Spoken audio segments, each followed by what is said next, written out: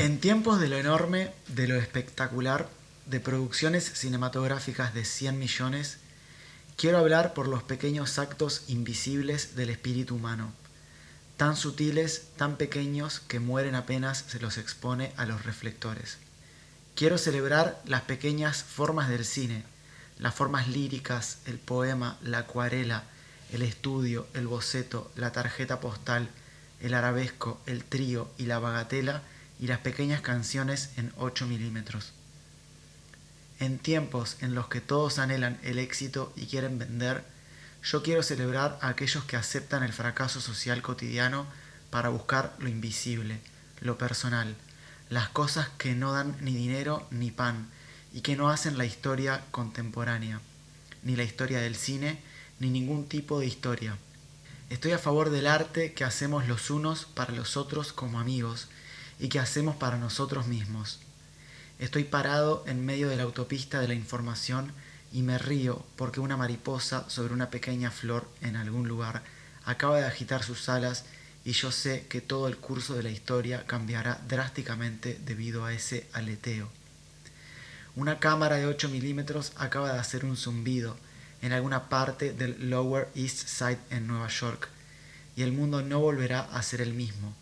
La verdadera historia del cine es la historia invisible, una historia de amigos juntándose haciendo aquello que aman. Para nosotros el cine recién comienza, con cada nuevo zumbido del proyector, con cada nuevo zumbido de nuestras cámaras, nuestros corazones se alzan hacia adelante, mis amigos.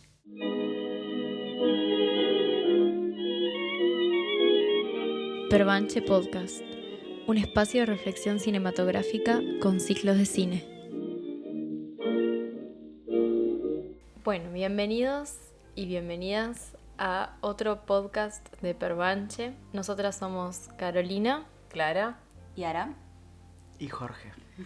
Hoy tenemos a nuestro invitado especial, Jorge Fierro, que programó con nosotras el ciclo Cómo hacer cosas con películas. Muchas gracias por acompañarnos hoy en este episodio de podcast. Es muy lindo tenerte acá. ¿Cómo andás? Muy bien, ¿y ustedes? Muy feliz de estar acá. Muy bien.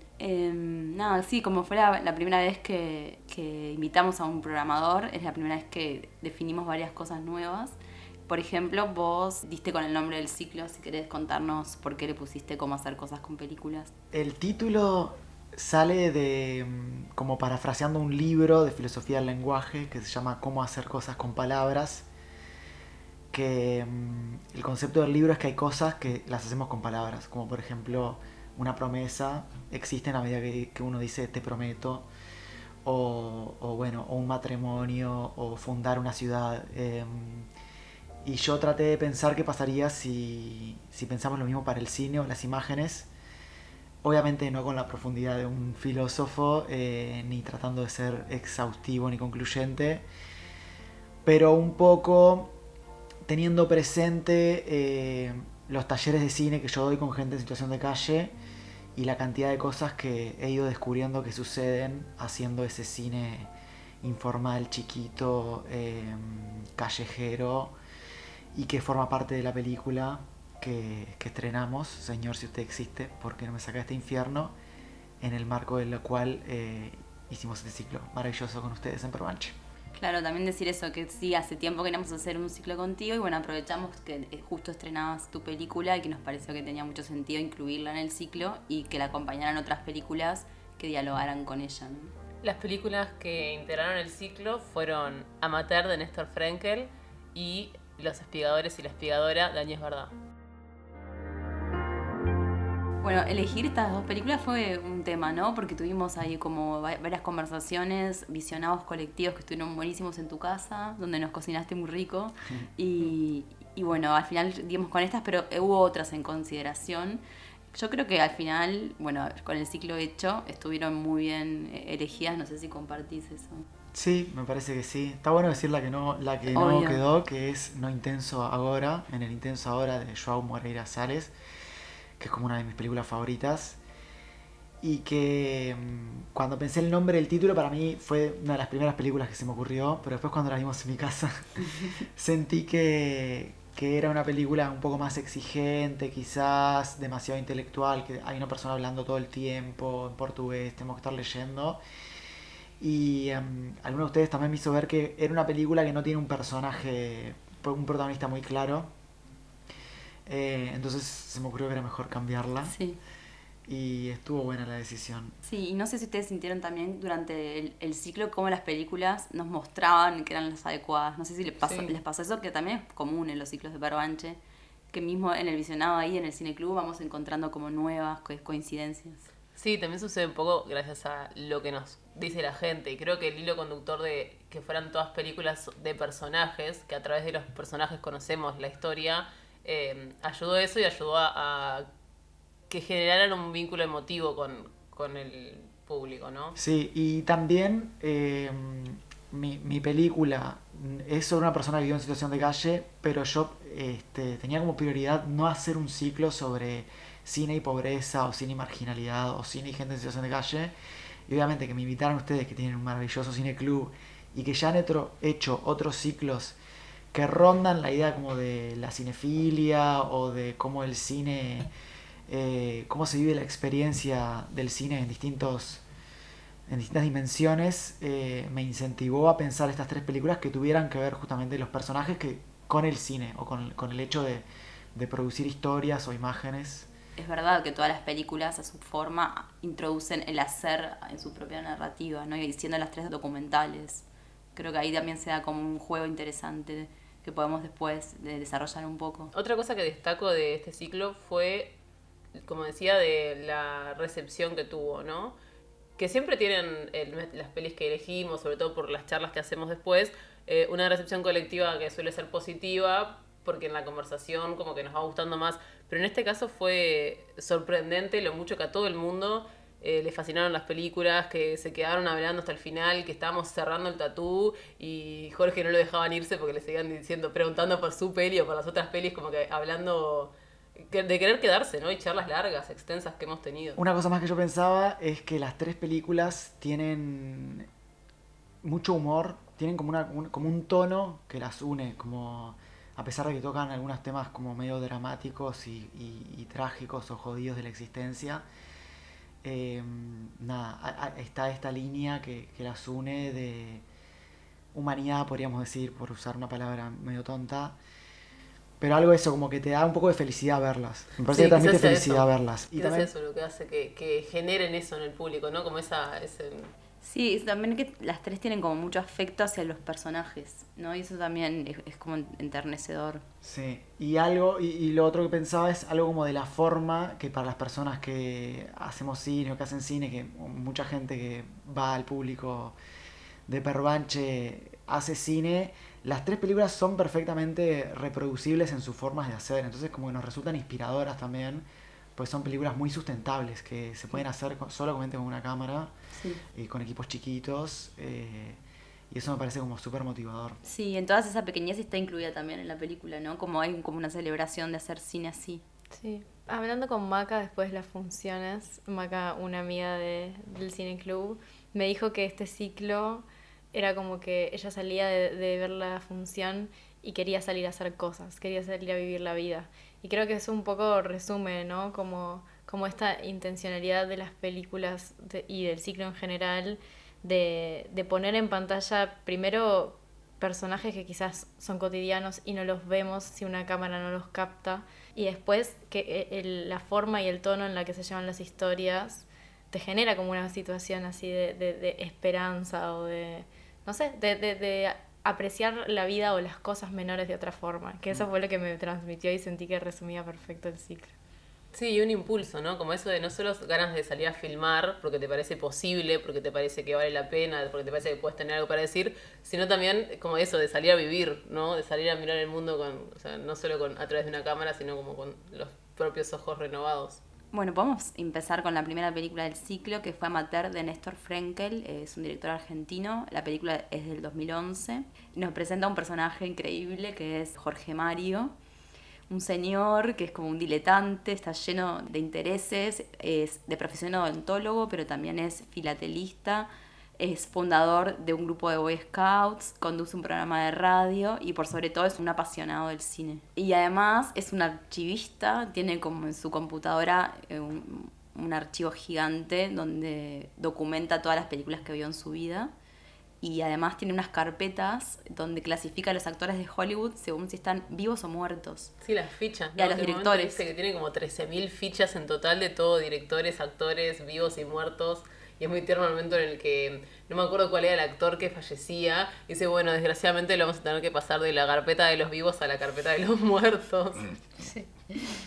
No, y además de todo es un activista del cine, ¿no? Porque en la película lo vemos que él ama los westerns. Es más, él hace una película que es Winchester Martin, que un poco amateur, se trata de él reencontrándose con el formato y queriendo volver a dirigir y hacer la remake de Winchester Martin.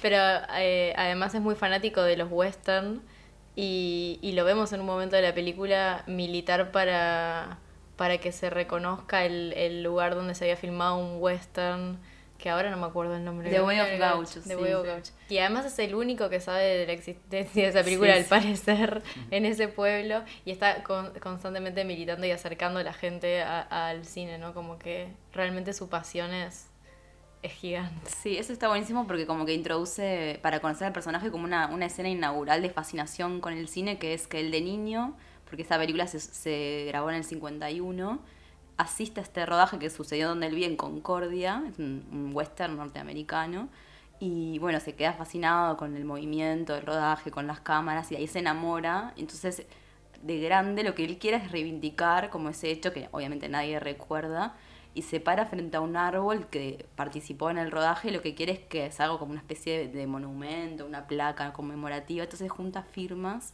y le cuenta a todo el mundo de este proyecto.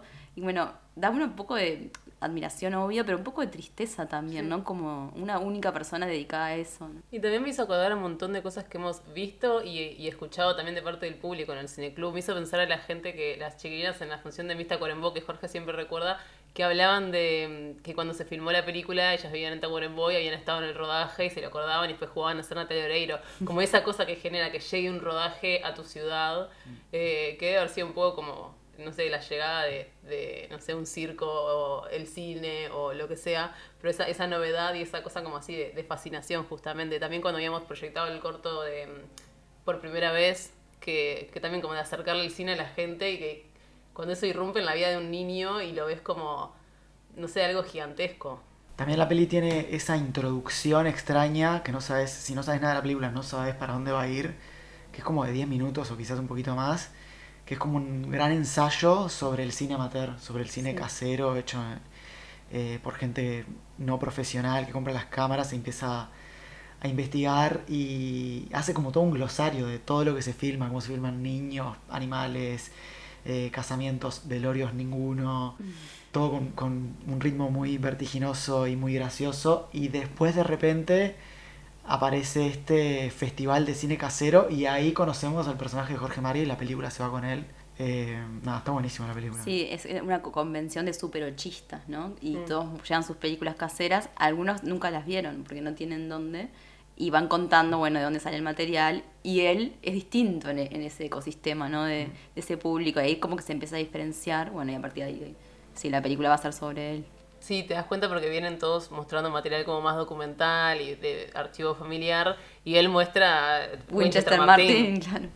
Hay algo que está buenísimo, que está la palabra amateur, obviamente significa como el que ama algo, ¿no? Un amateur del cine es de alguna forma un cinéfilo de la producción del cine, ¿no?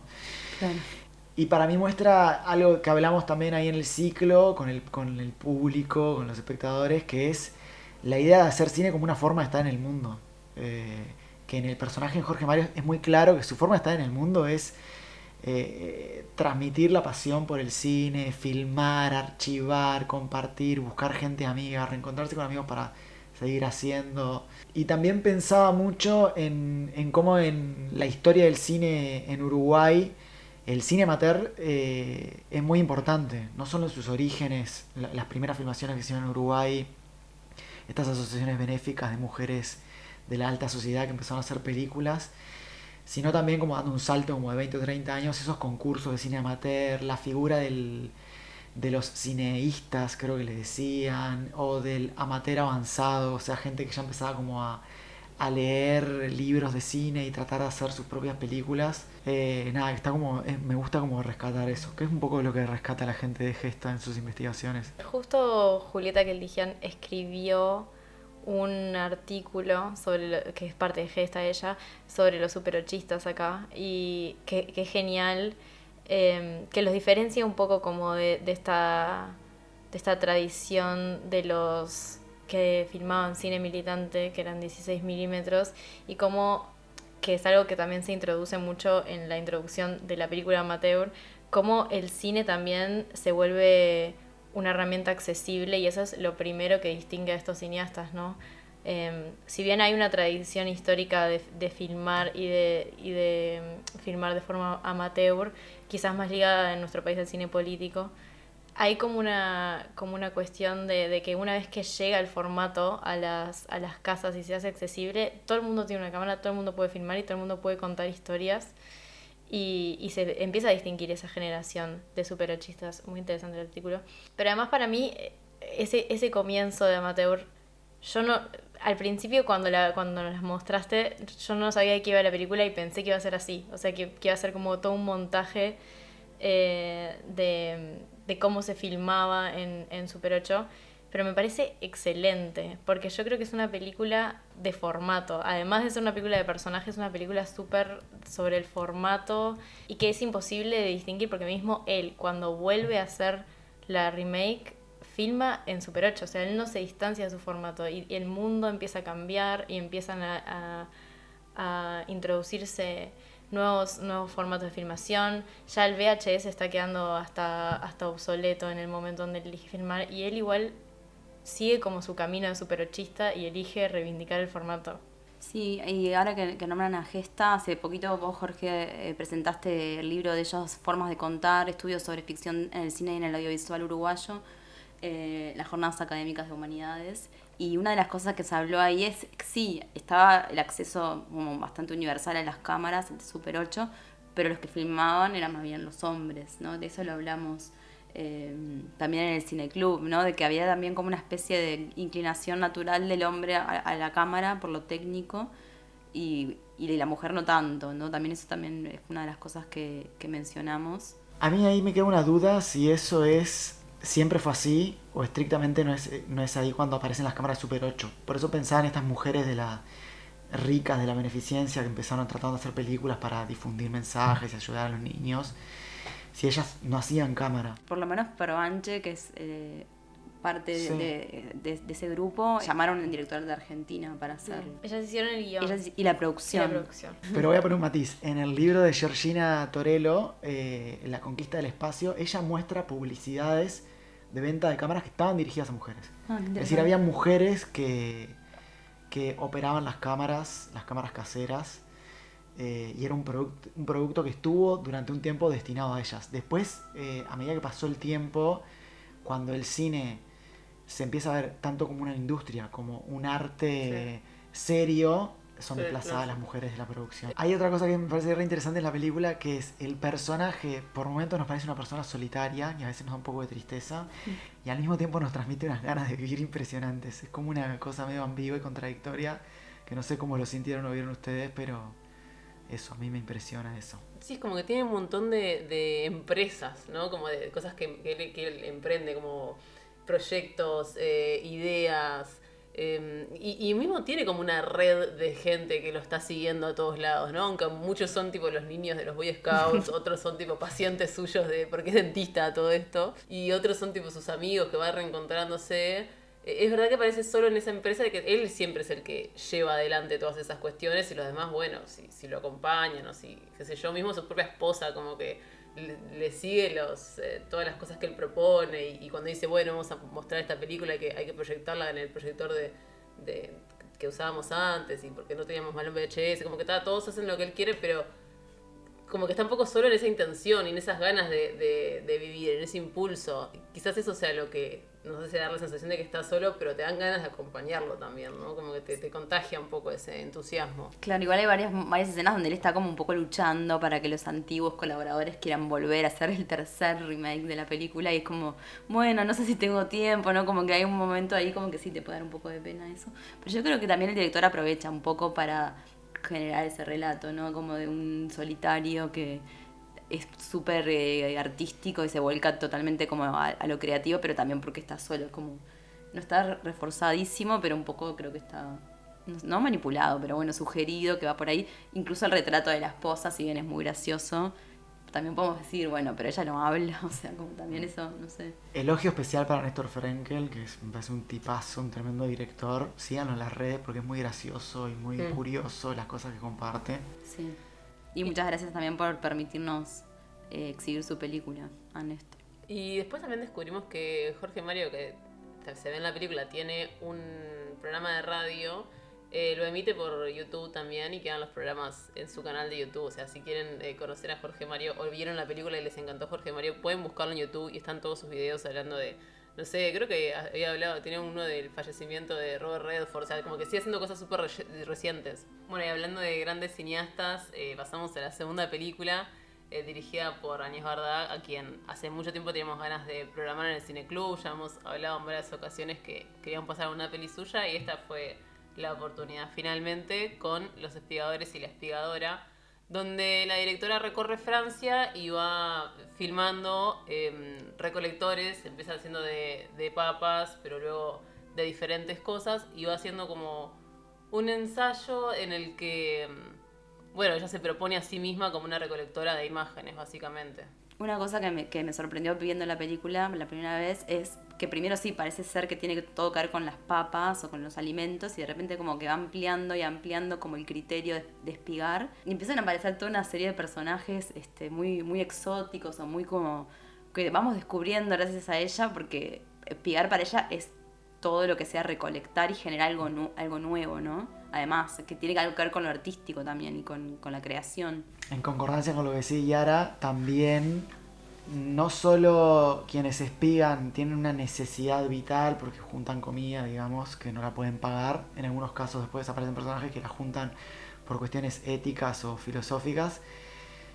Sino también aparece esta idea de que el fin en sí mismo es el arte de juntar, de espigar. En su caso, imágenes.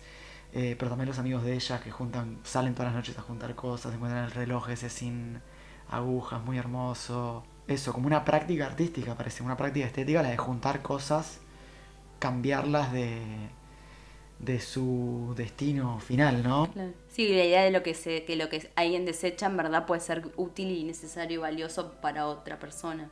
Y ahí está todo el tiempo como deslizando, como obviamente sin problema, como todo una faceta que tiene más que ver con el capitalismo, cuestionar la economía, de cómo la gente vive, de las políticas de los supermercados, por ejemplo, respecto de esto. De a poquito te va como mostrando como una realidad que tal vez te pone a pensar en cosas que no habías pensado antes. Y me parece que en eso es muy poderosa la película. Y también tiene un poco que ver con la tuya, ¿no? Como de intentar mostrar como una realidad de una manera no cliché, ¿no? No como se suele pensar para no contribuir como un estigma, al contrario, para intentar como acabar un poco con él.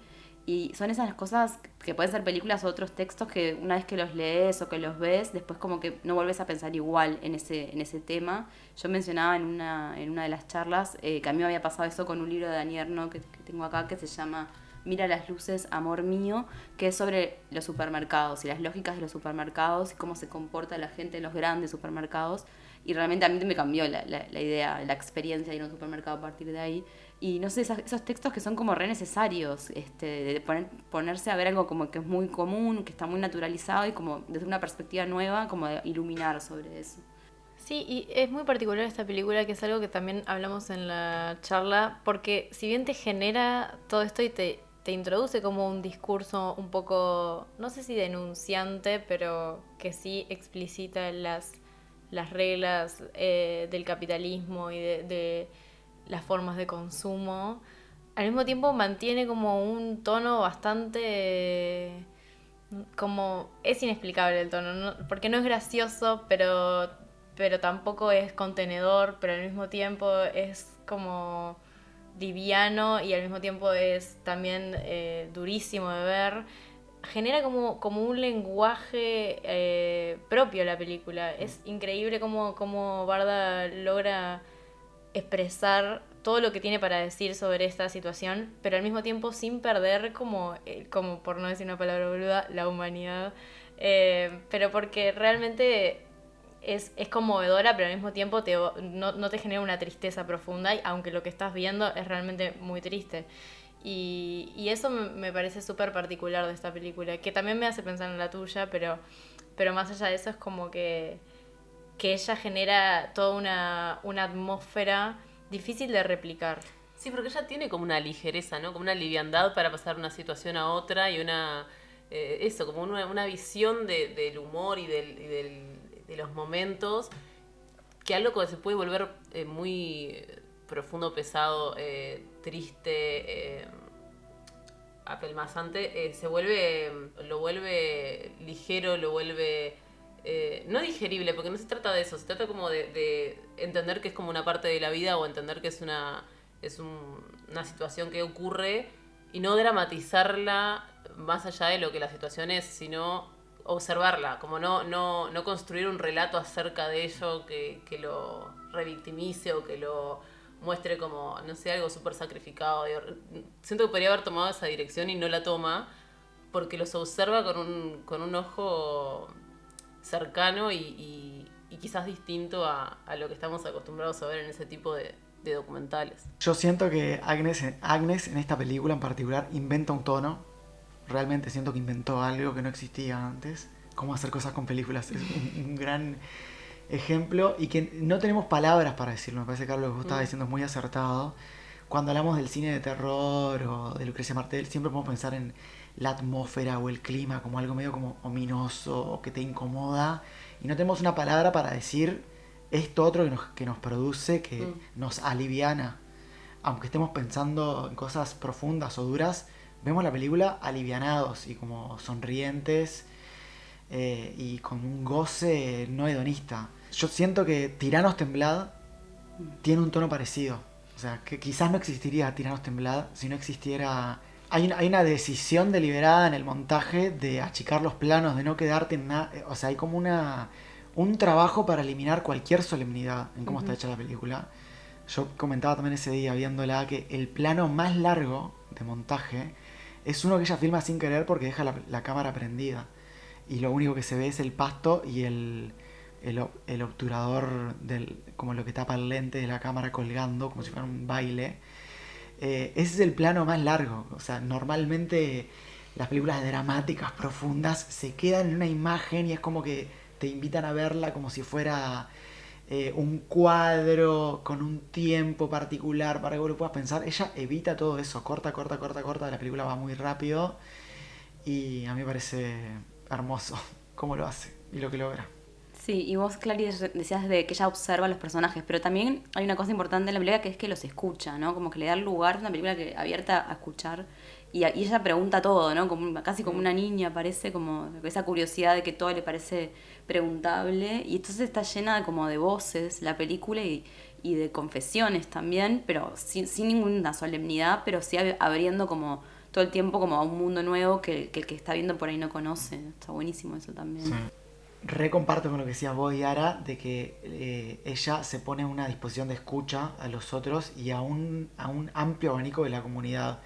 Digamos, como ella se entrevista con los que podrían ser los malos de la película, de alguna forma, ¿no? Con esa gente que trata de censurar o prohibir incluso que personas se lleven comida que está desechada, que la envenenan la comida para que no la puedan comer. Ella va y habla con esas personas y los escucha legítimamente, denunciándolos sin señalarlos de alguna forma. Me parece que eso también es muy admirable.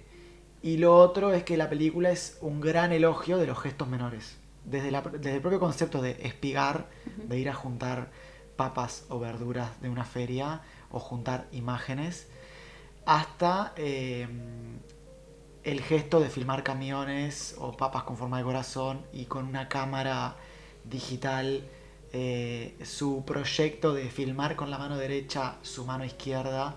Nada, eso de los gestos menores que hablábamos al principio, que también me parece que atravesaron un poco el ciclo, y de los que también habla un poco Jonás Mecas en el texto que leímos cuando empezamos. Sí, y también observa, escucha y participa, porque ella es un personaje más. O sea, se mete en la película y si bien tiene sus intervenciones, igual mismo cuando está entrevistando a la gente, la escuchás y ves por dónde quiere transitar la entrevista también. Como que es un personaje que le suma a la película. Y está bueno eso de la observación participante, porque también es lo que hace que construya este tono para mí. Si fuera como algo súper observacional o solamente de entrevista, pero con un director por fuera, no se generaría este tono también que te hace a vos ser parte también de toda esta construcción, siento. Sí, un poco une todas las películas eso, por más que en Amateur no vemos a Frenkel, está esta cuestión de que participamos en algún sentido de la construcción de la película o vemos los hilos, ¿no? De cómo construir el documental, de cómo nos hace partícipes de distintas formas. En Amateur nos hace partícipes cuando nos lleva a la grabación de la remake. Acá estamos con ella mientras reflexiona con respecto a la cuestión de los espigadores y la recolección de imágenes, de papas, de comida, de uvas, de lo que sea. Y en la tercera película, Jorge, vos también apareces en tu película, que al igual que en esta me parece una decisión súper acertada. Bueno, esto nos da pie para hablar de la tercera y final película del ciclo, la película de Jorge, Señor, si usted existe, ¿por qué no me saca de este infierno? Una película sobre el Chacho, un personaje de la Ciudad Vieja, que está atravesando momentos complejos de su vida, que quiere salir adelante, y nosotros vemos su vida, un fragmento de su vida documentado. Vemos el vínculo con Jorge, y yo te quería preguntar, Jorge, algo que te preguntaron bastante en la función, y que fue, ¿en qué momento vos decidiste que tenías que hacer un personaje y por qué? Como les contaba hoy al principio, trabajo dando talleres de cine con gente en situación de calle desde el 2012, y unos años después aparece Chacho en mi taller, y enseguida fue increíble su llegada y su participación. Hacía que todos los talleres fueran muy, muy divertidos, muy fantasiosos, en la medida de lo que él actuaba y proponía para hacer, o cómo estaba a disposición para las propuestas que yo llevaba. Y poquito tiempo después yo me mudo a Ciudad Vieja, precisamente a la calle Pérez Castellano, y lo empiezo a ver todos los días porque ese es su barrio y era el lugar donde él achicaba con sus amigos. Entonces lo empiezo a conocer por fuera del taller. Pero es importante esto de que nuestra relación inicia mediada por la cámara y mediada por la idea de el profesor de cine o el director que le va diciendo en los talleres ahora callate o mira para allá o gritale o andate corriendo, como filmando cortos, los cortos esos que hacemos de cine relámpago en el taller. En algún momento yo me doy cuenta que estoy en un lugar muy privilegiado para contar esta historia, porque tengo mucha confianza con él y mucha confianza con el grupo de personas que funda el colectivo Ni Todo Está Perdido, que muchos participaron de mi taller. Pero no es que yo quisiera hacer una película sobre la gente en situación de calle. Yo, un poco mi obsesión estaba en Chacho, era como un enamoramiento con él, con querer seguir jugando a hacer cine, con querer compartir las historias y las imágenes que él me contaba a diario y la poesía con la que él habla, esta cuestión como medio como religiosa de el diablo y los marcianos hablando del consumo, me parecía algo muy fascinante y de alguna forma lo que queríamos era seguir jugando a hacer cine con un poco más de profesionalismo. La segunda cuestión es cómo aparezco yo en la película. Y ahí hay dos asuntos. Uno es que en la medida que estamos haciendo la película, no es que yo me desdoblo y él pasa a ser el personaje y yo paso a ser el director, sino que seguimos compartiendo la vida juntos y seguimos dialogando juntos y él sigue interviniendo en mi vida y yo sigo interviniendo en la de él.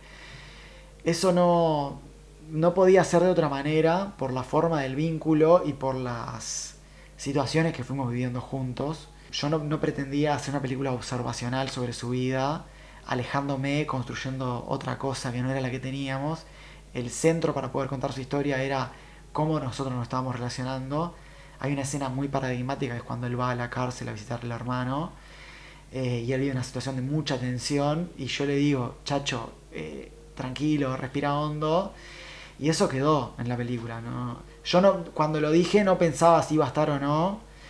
En todo caso, quizás yo no me imaginaba dentro de la película. Después cuando Ville Madeiro, este maravilloso editor y cineasta, agarró la película y la empezó a montar, él me empezó a decir, vos, es alucinante el vínculo que tienen ustedes dos y eso tiene que ser un factor importante dentro de la película.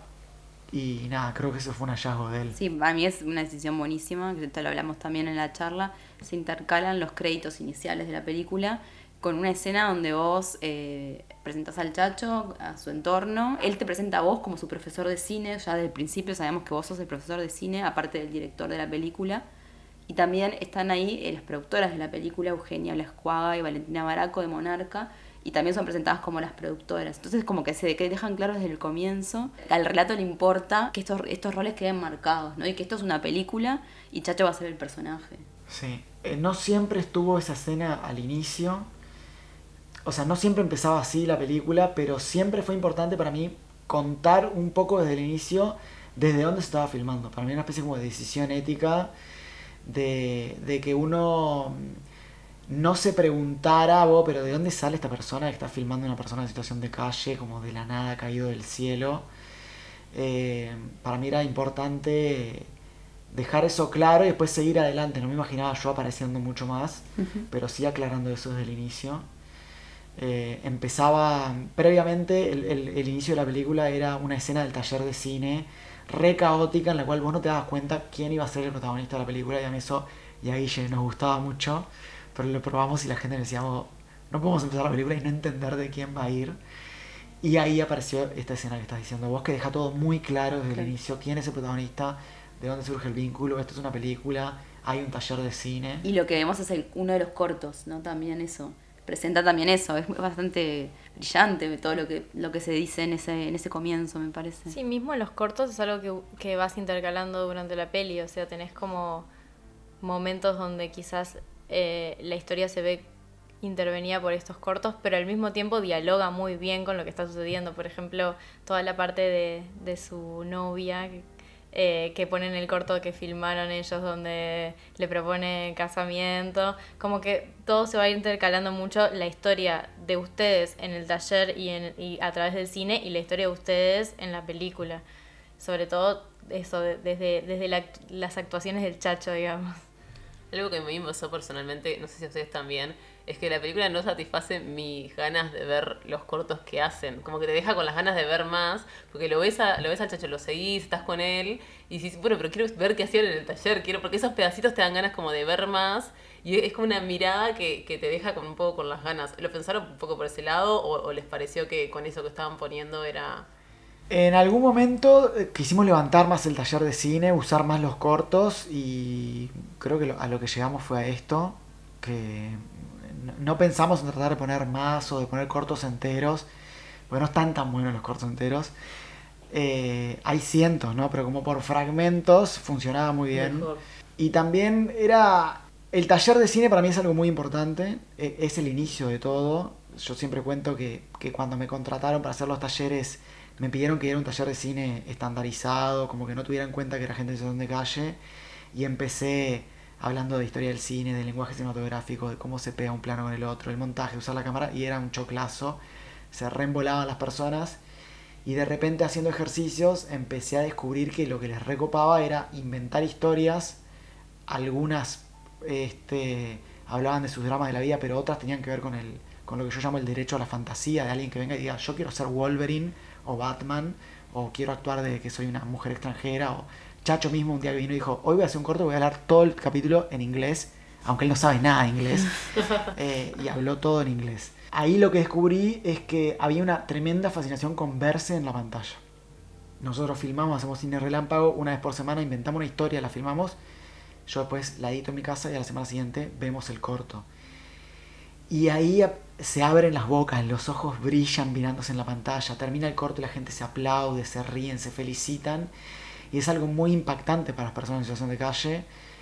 Hoy en día ya es re común que tengan imágenes propias, porque todo el mundo tiene acceso a los celulares, pero hace unos años no tenían imágenes de sí mismos. Estamos hablando de gente que llegaba al taller muy cansada, mal dormida, mal comida, que lo que le devolvían las miradas de otras personas era miedo, fealdad, suciedad, y se veían en una historia actuando y actuando bien y mirándose. Vieron que en el cine es muy importante las miradas, cómo uno se mira con el otro. Y empezaban a venir las personas y me decían, traje a mi primo para que le muestre mi corto. Traje a un amigo para que le muestre mi corto. Mandame el corto. Ya lo subiste a YouTube, lo voy a filmar con el celular para mandárselo a mi madre. Y eso un poco también yo lo quise reproducir, un poco inspirado por la mismísima Agnés Barda en Caras y Lugares, con los amigos de Chacho. Porque Chacho todo el tiempo me contaba que él quería mostrarle a sus amigos lo que él ha ido descubriendo, que hay un mundo afuera de la ciudad vieja, y por eso quisimos llevar el taller de cine a la calle mismo y hacerlo con todos sus amigos en la ciudad vieja, que es como empieza la película. Y medio por ahí. Y tu película un poco también nos dice, ¿no?, que hay un mundo más allá de los problemas, ¿no? Como que también eso creo que lo quisiste mostrar y lo hiciste muy bien. Y esto me recuerda un poco a la pregunta que hizo Mariana Mieva, que vio muchas veces la película, entonces contaba que cada vez que la veía le veía más y más cosas. Y como que un poco te pedía que te hicieras vos cargo también de qué habías hecho vos con la película. ¿Cuál es tu intención? Porque acá hay una intención, aunque vos capaz que a veces te cuesta más como declararla y está bien. Hay una valentía obviamente y también hay como un respeto porque es muy violento también ponerte a filmar a una persona que está pasándola tan mal. O sea, puede haber una violencia, cualquiera que te conozca lo descarta, pero la película no llega solo a tus amigos, es un artefacto como independiente y por sí misma lo dice también. ¿Qué fue para vos hacerte cargo de eso que querías decir? ¿Qué fue lo que...? Sí, Mariana me retó. Estuvo muy bueno. Estuvo increíble, bien, estuvo increíble porque a bien. todos un poco nos rezongó. Porque Sí. es una cosa que lo que ella dice es muy cierto. Eso como que tenemos ese chip de no, como el cine no tiene que tener un mensaje, no queremos hacer como... Y digo, a veces cuando haces una película la haces por una razón. Y esa razón es, no sé si el mensaje, pero es el motor que te impulsa a hacerla y es lo que querés generar en el otro, ¿no? Y eso es lo que vos... Sí, yo siento que Mariana siempre tiene razón. Es Total. un facto. Sí, yo tenía muy presente y pendiente tratar de construir imaginarios diferentes sobre la gente en situación de calle, que es como una especie como de teoría o preconcepto con el cual vengo trabajando durante todos estos años que laburo con gente en situación de calle. Y ahí la importancia como de eso, como de lo visual y de las imágenes que tenemos. Estamos rodeados de personas que están en situación de calle, que no tienen casa y no nos damos cuenta, pensamos que todos son personas que están sucias afuera de una iglesia, en un cartón, sin championes. Y las facultades, las instituciones, las terminales están llenas de gente que está esperando que se haga la hora para volver a entrar al refugio. Piensen que el año pasado 11.000 personas pasaron por los refugios del Estado. Es como una cifra gigante. Y siempre pensamos a las personas que están en esa situación como carentes de educación, carentes de casa, carentes de arte, carentes de todo. Y nosotros desde Urbano, que es donde yo trabajo, donde doy el taller, tratamos de construir otras imágenes, tratar de mostrar cómo estas personas tienen una historia, tienen lenguaje, tienen capacidades artísticas, capacidades laborales, capacidades políticas, ¿no? Pensar que hay un colectivo de gente en situación de calle que es algo muy, muy particular que tiene este país y muy sui generis y que han logrado unas cosas muy alucinantes. Empiezan ellos a tener voz sobre sí mismos, empiezan a reclamar nada sobre nosotros sin nosotros, empiezan a hacer que la universidad empiece a investigar, contratándolos a ellos como investigadores, eso también es como una particularidad muy loca. Y empiezan a conseguir política pública, por ejemplo, los propios baños en los que termina trabajando Chacho. Esta cosa, ¿ustedes vieron Perfect Days? Sí. Hay gente que me ha Yo comparado lo y decir, bueno, repensé. la peli de Chacho es como Perfect Days latinoamericana, del personaje que tiene que limpiar un baño público. Yo no sé si quería dar un mensaje o una moraleja, pero sí eso, traer nuevos imaginarios sobre la gente en situación de calle, construir comunidad, trabajar sobre los miedos que tenemos las personas, todo eso está de alguna forma involucrado. Elogiar la política de las personas en situación de calle, elogiar la necesidad de lo colectivo, la necesidad de las políticas públicas, de alguna forma señalar que están todas precarizadas también. Eso no sé si se nota mucho en la película, pero nada, cuando uno ve que en un refugio viven 30 personas, que comparten un cuarto 12 personas, que te dan la comida servida, que te dan la medicación en la mano, cómo vos vas perdiendo autonomía. eso, como para mí era importante, por ejemplo, mostrar al Chacho lavando la ropa, Claro. ¿no? O siendo muy prolijo con la ropa, un tipo muy colgado con la vestimenta, con el talco en los Sí, el talco, la championes. escena del talco Sí. cuando se prueba la campera Sí, también. decorando su casa, queriendo tener Eso. imágenes, las fotos, pidiéndome vos me tenés que sacar fotos para esto, para lo otro. Todo eso para mí era importante registrarlo y compartirlo. No sé cuál es el mensaje, pero sí que había ahí como intenciones. Está bueno también de la película que no está diciendo nada. O sea, cada uno puede tomar o agarrar esto, lo que quiera de ella, pero no hay nunca no hay un discurso tampoco, ¿no? Va pasando y eso también es bueno que vos estés metido adentro porque a veces hablan y hay escenas fuertes también de sus interacciones. Lo primero es el Chacho ahí.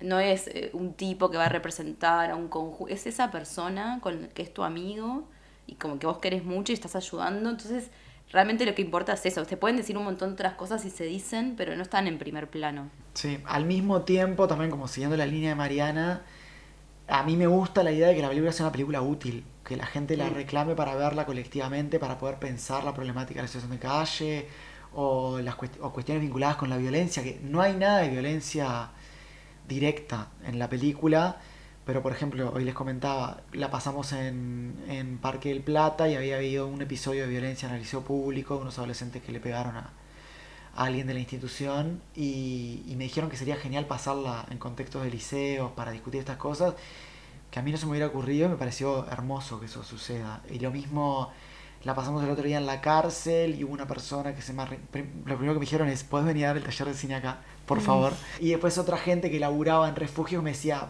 me parece fundamental mostrar esta película a todos los trabajadores de los refugios para que entiendan bien cómo son los procesos sociales de las personas que están en esta situación, que vean los arcos vitales de su vida.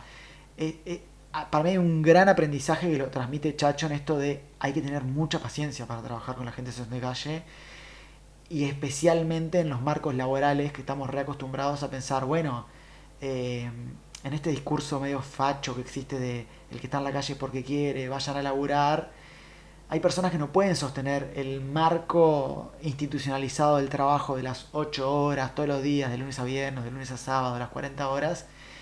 Su cuerpo no se los permite, ¿no? Pero si pensamos otras modalidades de trabajo, otras modalidades que las puedan venir personas, que podamos aceptar que pueden haber crisis que hagan a las personas desaparecer por un tiempo, pero que vuelvan. Eso es muy importante para tratar de construir comunidad, ¿no? A mí me hace pensar mucho esto que repite mucho el colectivo NITEP, Ni Todo Está Perdido, que es abrazar, no expulsar. Abrazar, no expulsar. Creo que eso que habla Chacho cuando pierde el trabajo lo pinta muy bien eso. Sí, hubo como un comentario en Letterboxd de alguien que fue a la función que hablaba como que estuvo buenísimo como el desmontaje de la película. Me encantó como esa expresión, porque un poco sí creo que hicimos eso. Porque fue una charla muy larga con mucha gente participando. Y creo que para vos también debe haber estado bueno poder explicar. Algunas personas incluso te cuestionaban ciertas cosas con buena intención, pero hubo como algún momento de, no sé, de tensión, o por lo menos yo lo vi un poco así. ¿Cómo es para vos defender la película, explicarla como luego de verla? Depende de la función. Ese día en Perbancha la verdad es que empecé nervioso y no sé identificar bien por qué. No sé si me abrumó que hubiera tanta gente. Sí, decir que había como unas 90 personas, ¿no? Sí. Es muchísimo, Es ¿verdad? un De montón. verdad es mucha gente. También había mucha gente que yo no conocía. Que es muy fácil cuando hay gente que es toda amiga porque ya como que ve la película con una buena predisposición. Y a veces uno no olfatea bien lo que está sucediendo. A veces es muy claro cuando la gente la está disfrutando, si se ríe o qué, o lo que está pensando. Pero hay otras situaciones que no te das cuenta. Si hay más silencio o alguien no se ríe, vos pensás, la gente está pensando que es una mierda, está deseando que se termine cuanto antes. Entonces, no sé por qué me puse nervioso. Para mí está re bueno pensarla colectivamente la película. En estas instancias yo aprendo sobre la película, aprendo contenidos que yo no me doy cuenta que estaban o que yo no los quise poner deliberadamente. Esta idea como de la obra que está abierta, que diría Humberto Eco, y de que son los espectadores los que la completan, se hace muy patente. Y eso es lindo. Yo no creo ponerme en una situación de como de defenderla la película. Capaz que sí defender mi trabajo con la película, pero reentiendo a la gente que no le guste o reentiendo a esas personas que dicen capaz que sobra tu participación en la película, que hay alguien que Sí. escribió eso en Letterboxd, que después me hizo gracia porque en la peli de Agnès Varda, que tiene la segunda parte de Los Espigadores, uno de los protagonistas, ella le pregunta, ¿y qué te pareció la película? Y le dice, está buena, pero todas las partes que apareces vos podrían no estar, vos resobrás. Y justo yo había leído ese comentario y a mí me parece re válido ese comentario, como re aceptable. Claro. Incluso aunque haya otra gente que encuentra algo re virtuoso en mi aparición o la aparición del vínculo. Es como lindo eso. Sí. Bueno, Jorge, la verdad que fue un placer compartir contigo el ciclo de septiembre, todo el mes y toda la previa también. También con Emilia Álvarez, que nos acompañó en la última charla, y con Valentina Baraco, que también se sumó. Y nada, muchas gracias, la verdad, por coparte tanto con el Cineclub desde siempre. Y ahora más aún como participando en la programación y en las charlas. Sí, el agradecido soy yo, me quedo sin palabras para elogiarlas a ustedes y admirar lo que hacen y agradecerles. Independientemente de este ciclo que programaron nuestra película y obviamente me llenó de emoción, sino eso como espectador, para mí siento que encontraron algo que estábamos precisando comunitariamente. ¿Qué es esto? Juntarnos a ver películas y conversar después con liviandad, me parece re lindo y necesario. Muchas gracias. También agradecer a Tatu, nuestro espacio que nos recibió, que además creo que fue el ciclo que más disfrutaron. Sí. Ellos estaban Sí. todos muy copados, se sentaron a ver las pelis, hablaron pila en las charlas. Fue un ciclo muy Tatu, también por todo esto de Las Espigadoras. Es un colectivo que surge de recolectar cosas que fueron encontrando y construir de la nada misma. Y nada, y fue muy lindo tenerlos en las charlas. Y creo que además fueron las charlas más lindas que tuvimos. La tuya duró 2 horas y el resto también fueron súper enriquecedoras. La gente estaba muy involucrada y creo que eso se desprende mismo de las películas, más allá de nosotras como moderadoras. Las películas, era lo que decíamos al principio, te llenan de vida y de ganas de mirar al mundo con otros ojos, y creo que es muy valioso. A mí personalmente fue de mis ciclos favoritos. Bueno, también agradecemos a la Casa de las Ciudadanas que nos prestan todos los meses para hacer nuestros podcasts, todos los equipos, así que muchas gracias a ellas. Sí, también a Néstor Frenkel, que ya dijimos que nos facilitó su película, y a las chiquinas de Monarca, a Vale y a Eugenia, y también a Emi, que nos acompañó y siempre también nos da una mano con todo. Y bueno, a todos los que van y siguen yendo, a la gente nueva que se suma en cada ciclo, y los que todavía no lo conocen al Cineclub, pero ya lo van a conocer.